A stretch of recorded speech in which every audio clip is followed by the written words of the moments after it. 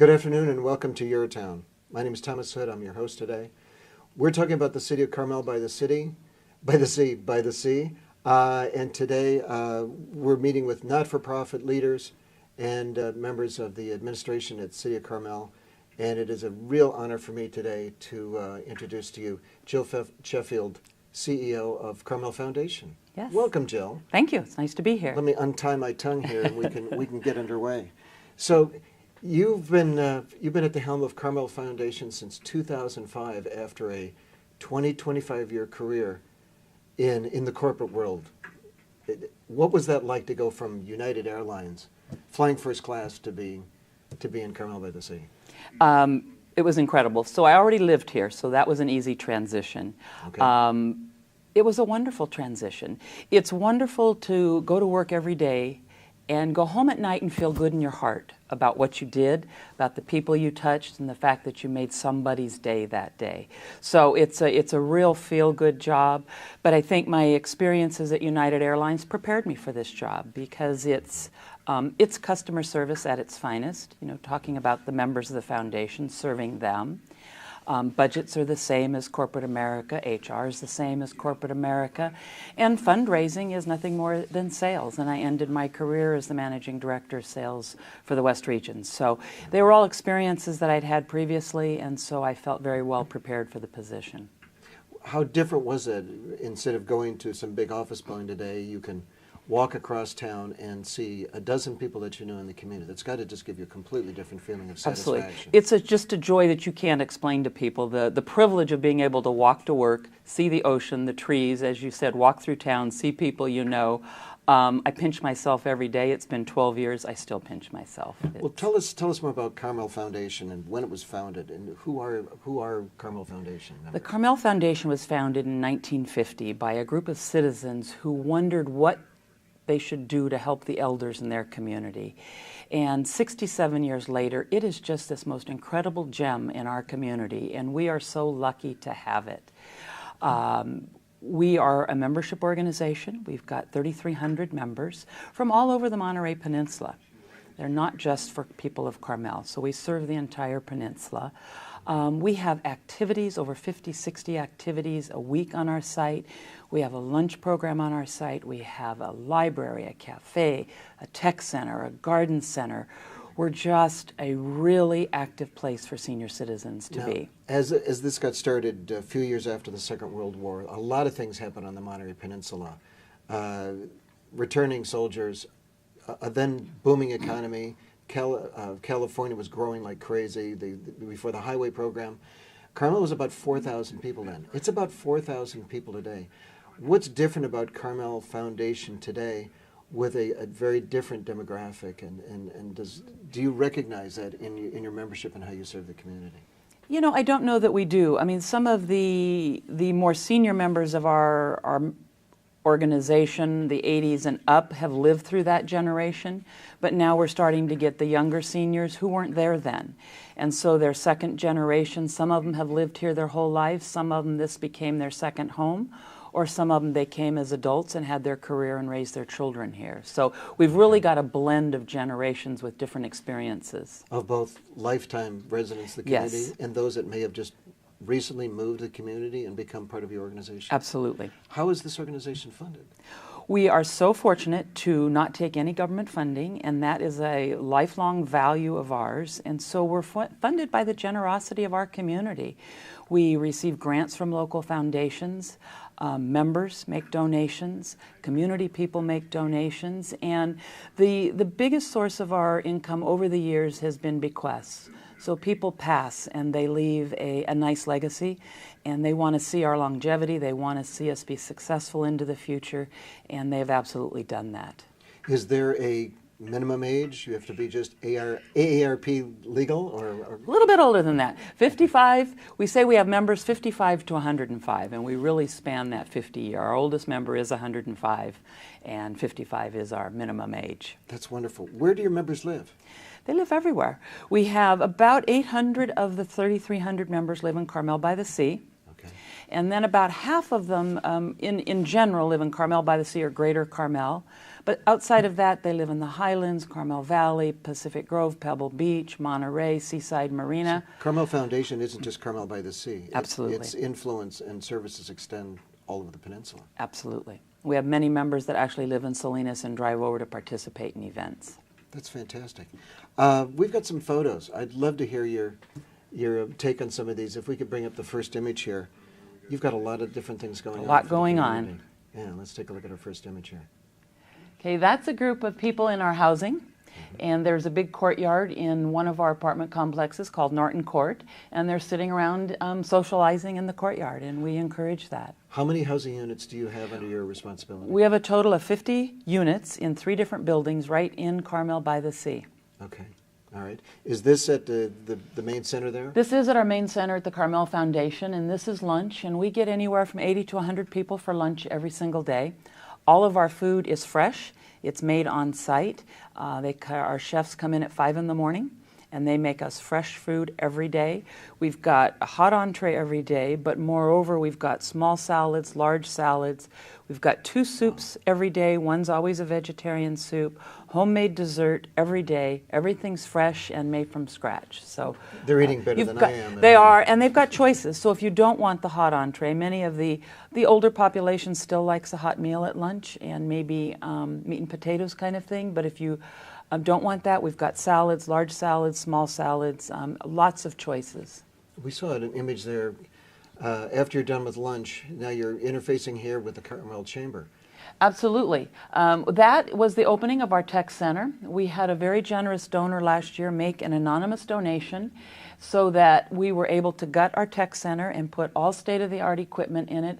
We redid it top to bottom, carpets, electricity, electrical work, all the lighting, brand new computers. We've got laptops, we've got tablets, got a little bit of everything, and that picture you just saw was the ribbon cutting, and the Carmel Chamber of Commerce helped us with our ribbon cutting. So your members basically can stay connected to the rest of the world and with family, and you provide that facility. Absolutely. Do they get training too? If they We do. We have classes for a variety of topics, or it's open for Open Lab if you just need to use a computer. We also have 4 tablets, and so if you want to learn how to use your iPad or a tablet, you can, or iPhone. We had a partnership, which is on a little pause right now, with Carmel High School students coming down and doing 30-minute sessions one-on-one, teaching members how to use their cell phones. The kids teaching the adults. Absolutely. And that had so many really special moments to it. If you'd have forced it, they wouldn't have appreciated it. The students wouldn't have appreciated it, but they came down and got to teach the seniors how to do what they wanted to do on their cell phones, on their tablets. And we heard so many wonderful stories of parents saying, you know, their child came home from high school, came home that day and said, "Mom, I met the neatest lady today." So they really got to hear the stories. And so it had so many other benefits than just learning how to use your cell phone. If that were offered citywide, you know, there would be a line around the block for Absolutely. it. I mean, talk about that experience, connecting with a younger person in a facility that's supporting this as opposed to getting in line to talk to a genius. Absolutely. Different And it's a experience. safe environment. Our members feel safe at the Carmel Foundation. That's their place. And so when people come to the foundation, they feel safe there. Physical location. We are on the southeast corner of 8th and Lincoln in Carmel by the Sea. So they're just steps from downtown for services. Absolutely. Everything else. Absolutely. That's absolutely fantastic. Tour program. You do tours. We Tell do. us about those. We do about 25 tours a year to largely the Bay Area. We go to museums, plays, ball games, and just plain shopping. We've got buses at least once a month called San Francisco Express. They take them up, leave them at Union Square at 11 o'clock, pick them back up at 5. So you can do shopping, go out to lunch, you could go to a play, do whatever you want to do. And so it really gives our members a chance to get out and leave the driving to us, so to speak. That sounds fabulous. Yeah, That- it's fun. that They sounds really love good. it and they have a great time. All right. I think we have a couple more images here. Some people on a tour out on the beach, maybe? There we go. There we go. That looks familiar. That's our walking group. And so once a week we've got a group of people that get together and go walking. And I've just learned that probably next month we're going to start a hiking group for those that are a little more energetic and would like to do that. So in those 50 activities that we have during the week, a whole host of them are exercise.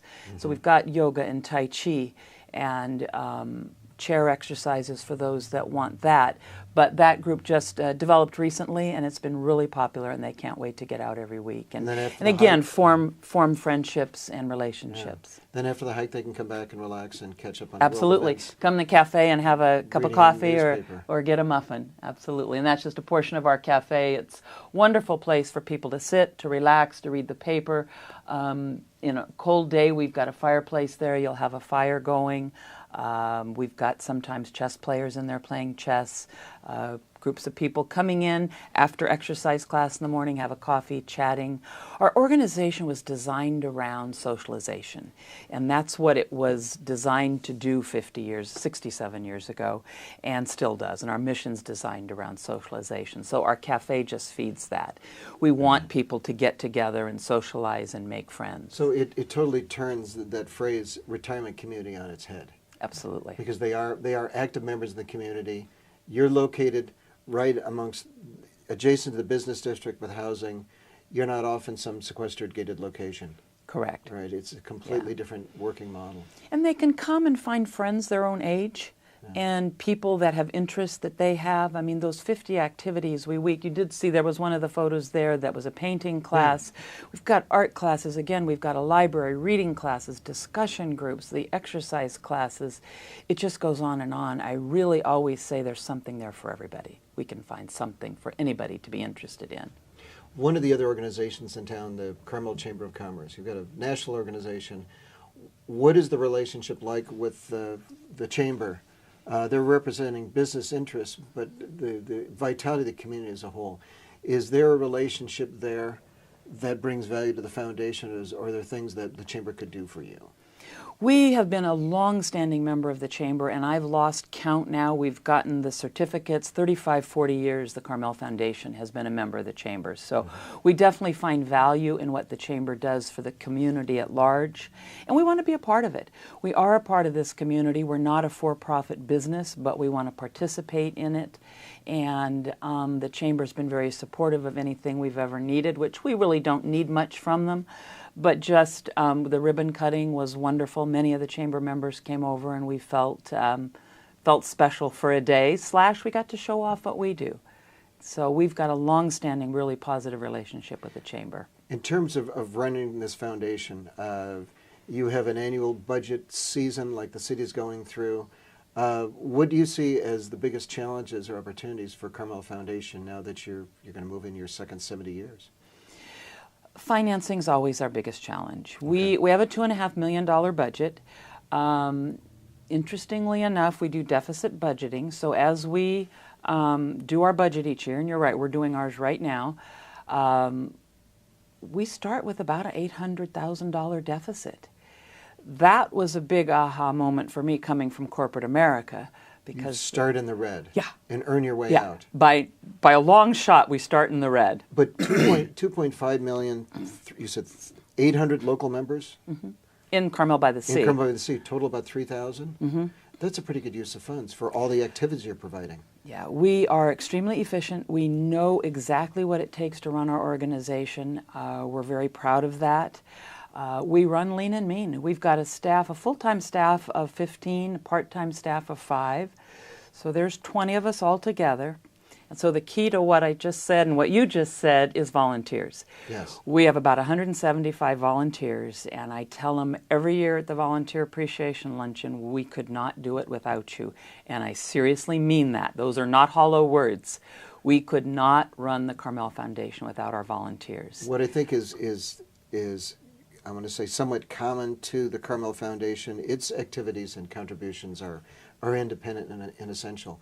But volunteerism in any community, when you're trying to provide the range of services and events and support in community, my moving to Carmel 12 years ago, I was amazed by not only the local knowledge of history that comes up every single day, but the amount of volunteerism that goes on in such a small community, it's really remarkable. It really is. And people care about our community and want to be involved. And our volunteers are very possessive of our organization. They truly like members to be the volunteers for the organization, don't love outsiders to come in and volunteer. We can do it. What do you tell us what you need and we can do it. And so they take a lot of ownership to the organization, a lot of pride in the organization, and they're reliable. I tell you, anybody that tells you volunteers are not reliable, those are not ours. Because you can set your clock by them. If they've got a shift to cover, whether it be in the lunchroom or the library or the tour group is volunteer-led, they are there. I've said innumerable times in various organizations I work with is volunteerism can get really expensive in terms of time if the volunteers aren't engaged, understand what the mission is, and make themselves available. It can be cat herding if they don't really understand what your objectives are. Absolutely. So that's a pretty big job. It is. It's very rewarding. Our volunteers absolutely are devoted to the organization and they own it. And possibly future members. Absolutely. Absolutely. Well, with a little bit of time we've got left, what is the word that you want to leave with our viewers today about Carmel Foundation? Just want people to know about it. You know, it's a really interesting anomaly is that we've been around for 16 years. It feels like everybody knows about it, and yet at times we hear that never heard of you before. And so we always try to make sure that people are aware of it. You may not have a need, but you may have a neighbor that has a need, or a mother, a grandmother that has a need. And so just being aware of the resources in the community. If you hear of somebody, particularly that moves to town, is looking for some friends and looking for a place to go to do something. All right. Well, I think we've got a website address that people can go to. Absolutely. If they want to look that up. Yes. And they can find you there, carmelfoundation.org. Without question. That's fantastic.